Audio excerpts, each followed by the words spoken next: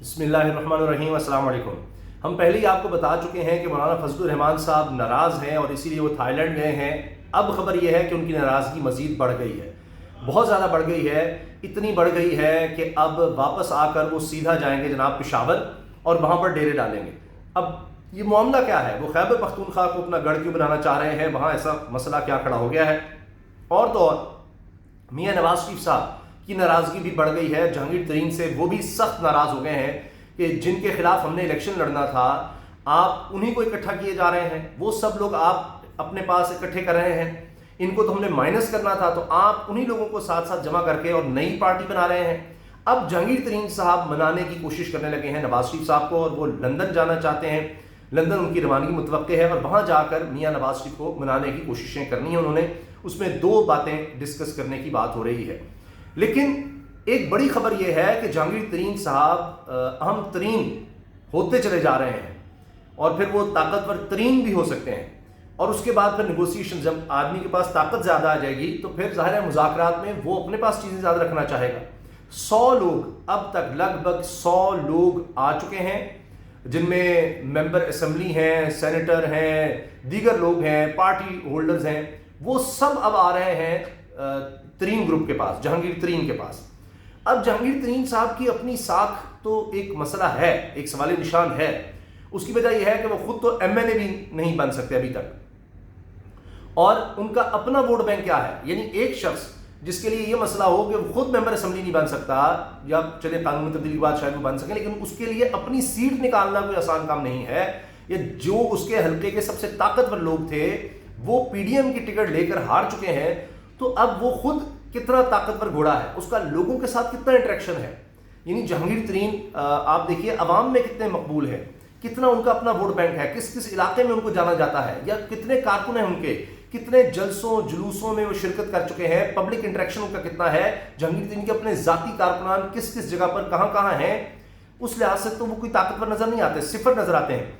हाँ, इलेक्टेबल्स को वो साथ मिला रहे हैं, इलेक्टेबल जिनका अपना है असर रसूख, वो अलग बात है। यानी पार्टी कोई नहीं है कि जो उन इलेक्टेबल्स के साथ होगी, इलेक्टेबल्स को सपोर्ट कर रही होगी, वो अपने बलबूते पर आएंगे। उनका जो अपना वोट है वो किस पार्टी का वोट साथ मिलाएंगे, ये एक बहुत बड़ा मसला है।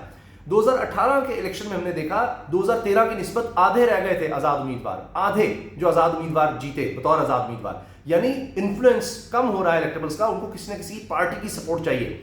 तो अब नून लीग अलग पार्टी है, जरदारी साहब अलग हैं, ये सब अलग अलग है। अब तो हुआ ये है कि नवाज शरीफ की नाराजगी अलग, कि ये क्या हो रहा है, यानी अपने ही लोग जिनको हमने काबीना में एडजस्ट करवाया, पवन चौधरी आप देख लीजिए जहांगीर तरीन के खास आदमी, राजा रियाज जहांगीर तरीन के खास आदमी, उनको चले अपोजिशन लीडर बनाया, जबकि वो नून लीग के टिकट की तरफ जा रहे हैं। अब वो भी एक मसला बनेगा।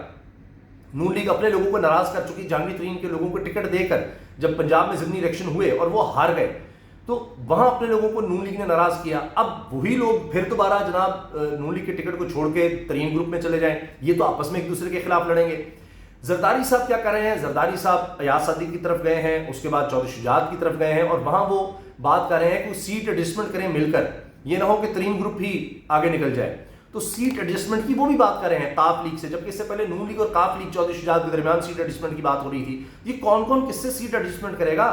अब नून लीग क्या मानेगी कि जनाब हाँ जी हम कुछ सीटें पंजाब में छोड़ देते हैं जरदारी साहब के लिए, पीपल्स पार्टी के लिए। सीट एडजस्टमेंट का मतलब यह है कि जहां आप आदमी खड़ा करेंगे वहां पर हम सब मिलकर आपको सपोर्ट करेंगे, वहां हम अपना आदमी खड़ा नहीं करेंगे। पंजाब में क्या नून लीग ये चीज अफोर्ड कर सकती है, आप खुद सोचिए। यानी जरदारी साहब क्या देंगे उनको, सिंध में कितनी सीटें दे देंगे, वहां फिर या तो नून लीग कहेगी जी आप हमें वहां पर सीट दें, कुछ एडजस्ट करें, तो नून लीग के हाथ तो कुछ भी नहीं आएगा। ये बहुत बड़ा मसला बन गया है अब इनके लिए। तो 100 लोगों का आना और फिर काबीना का हिस्सा जो लोग हैं वो तरीन साहब के लिए मुसलसल काम कर रहे हैं, हर मुलाकात में वो साथ हैं। यानी जिनको हमने काबीना में जगह दी, नवाज शरीफ कह रहे हैं अब वो हमारे खिलाफ ही जनाब इकट्ठे हो रहे हैं, या मतलब हमारे वोट तोड़ रहे हैं, या इलेक्टेबल्स खड़े कर रहे हैं, जो भी है। ये तो अजीब सूरत हाल हो गई। सिर्फ यही नहीं हुआ, बल्कि एक और अब साहब जो है वो भी चले गए हैं साथ छोड़कर, जिस पर और ज्यादा गुस्सा है कि जनाब ये क्या हो गया कि जहांगीर तरीन के साथ एक और आदमी चला गया है, और वो हमारे लिए एक नया मसला बन गया है कि ये आप क्या कर रहे हैं हमारे साथ, लोग तोड़ तोड़ कर आप ले जाते चले जा रहे हैं। और इसी तरह से अब एक और शख्सियत जो कि प्राइम मिनिस्टर के साथ काम करती है या काबीना के इजलासों में होती है, वो भी जनाब अब چھوڑ کر چلے گئے ہیں اور وہ اب ترین صاحب کے ساتھ کام کر رہے ہیں تو ترین گروپ کے ہی، لیکن اب کابینہ کا حصہ ہوتے ہوئے آپ اسی حکومت کے خلاف چلے جائیں، یہ بھی ایک مسئلہ ہے۔ اب ہوا یہ ہے، جنگ کی خبر ہے جی، جہانگیر ترین سے وزیر اعظم کے مشیر کی ملاقات، نئی پارٹی کے نام سے متعلق تجاویز پر غور۔ بھائی یہ تو گروپ تھا نا جس نے جوائن کیا، اب وہ نئی پارٹی بنا رہے ہیں اور کابینہ میں ہوتے ہوئے وہ بھی اثر و رسوخ استعمال کر رہے ہیں۔ جہانگیر ترین سے پاکستان تحریک انصاف کے سابق رہنما جہانگیر ترین سے وزیر اعظم کے مشیر ملک نعمان لنگڑیال، یعنی یہ اب وزیر اعظم کے مشیر ہیں شہباز شریف کے، اور وہ ملاقات کر رہے ہیں، ملک نعمان لنگڑیال ملاقات کر رہے ہیں جہانگیر ترین سے، جو کہ ایک نئی پارٹی بنا رہے ہیں الیکٹیبلز کی، جس میں نئی پارٹی کے نام سے متعلق تجاویز پر غور کیا جا رہا ہے کہ نئی پارٹی کون سی ہوگی۔ یہ بھی کہا جا رہا ہے جنہیں 100 لوگ پورے ہو جائیں گے، 100 لوگوں کو ساتھ بٹھا کے جہانگیر ترین ایک باقاعدہ نئی پارٹی کا اعلان کریں گے کہ یہ ہے جناب، تاکہ اس کی کوئی دھاک بیٹھے۔ لیکن ترین صاحب کا میڈیا میں کہاں ہے، کتنے ان کے بیانات ہیں، کتنا ان کا انٹریکشن ہے، کتنے وہ سیلیبل ہیں، یہ ایک بہت بڑا مسئلہ ہے۔ اچھا، ملاقات میں مستقبل کے سیاسی لاہ عمل اور دیگر امور پر تبادلہ خیال ہوا نعمان لنگڑیال کے ساتھ، یعنی کابینہ کے بندے کے ساتھ، حکومت کے بندے کے ساتھ ہی ہو رہا ہے۔ دونوں رہنماؤں کی ملاقات میں نئی پارٹی کے قیام اور نام سے متعلق مختلف تجاویز پر غور کیا گیا۔ سابق صوبائی وزیر اوقاف و مذہبی امور سعید الحسن نے بھی جہانگیر ترین سے ملاقات کی ہے، وہ بھی اس میں شامل ہو رہے ہیں۔ سعید الحسن یہ تحریک انصاف کو چھوڑ کر اب یہاں آ گئے ہیں، جہانگیر ترین گروپ میں شمولیت کا انہوں نے اعلان کیا ہے۔ اچھا، اس سے ایک تو یہ چیز نظر آ رہی ہے کہ جو تحریک انصاف پلس والی بات ہو رہی تھی، یا یہ کہ جی تحریک انصاف آگے ہوگی، کچھ اسی میں ملا کر بنائیں گے، تو وہ لگ رہا ہے کہ ابھی گیم پیچھے جا رہی ہے اور ابھی فی الحال ترین صاحب کی پارٹی کی طرف زور ہے۔ یہ بھی ہو سکتا ہے کہ اس کے علاوہ ایک یعنی پی ٹی آئی سے لوگ چھوڑ کر جا رہے ہیں، ان کا الگ کوئی گروپ بنایا جائے، لیکن فی الحال ابھی وہ ہمیں ہوتا اتنا نظر نہیں آ رہا۔ جو ہم نے دیکھا پرویز خٹک صاحب کی پریس کانفرنس اسد قیصر کی، ان کے اسد قیصر کے وکیل تو بالکل ہی کوئی اور بات کر رہے ہیں، وہ تو کہہ رہے ہیں جی نہیں چھوڑ کر جا رہے، بہرحال وہ پریس کانفرنس میں تھے، بات انہوں نے کی، تو وہ ایک الگ کہانی نظر آ رہی ہے۔ اس کے علاوہ جناب اب یہ بھی خبر ہے کہ میاں اسلم اقبال اور حماد اظہر کی گرفتاری اب کچھ ہی گھنٹے دور ہے، کیونکہ سارا ڈیٹا جمع کر لیا گیا ہے، یہ اسد اللہ خان صاحب کی خبر ہے، اور 9 مئی کو کارکنوں سے پارٹی ورکر سے 700 بار ان دونوں کا رابطہ ہوا، اور ان دونوں کی لوکیشن اب تک 10 بار تبدیل ہو چکی ہے۔ اچھا جی، اب ایک اور چیز، یہ جو میں نے شروع میں عرض کیا نا کہ اب جب جہانگیر ترین جائیں گے، وہ کہتے ہیں اچھا میں منا لیتا ہوں آپ کو، میاں نواز شریف کو اعتراضات ہیں وہ ہم مل بیٹھ کر دور کر لیتے ہیں، اس میں 2 چوائسیز ہو سکتی ہیں۔ ایک تو یہ کہ سیٹ ایڈجسٹمنٹ کر لیتے ہیں ہم، کہ ہمارے جو لوگ جہاں کھڑے ہوں گے وہاں نون لیگ کھڑا نہیں کرے گی۔ اب سوچیں آپ، یعنی نون لیگ وہاں پھر لوگ کھڑے نہ کرے جہاں ہم نے کھڑے ہونا ہے، ترین گروپ یہ کہے گا، اور بدلے میں ہم نون لیگ جہاں کھڑی ہوگی وہاں ہم نہیں کھڑے کریں گے، لیکن یہ تو ایک مسئلہ ہو جائے گا۔ پھر مل کر اتحاد کر لیتے ہیں، مل کر لڑ لیتے ہیں، کہ ہم ملتے ہیں، آپ کے ساتھ آ جاتے ہیں اور مل کر الیکشن لڑ لیتے ہیں۔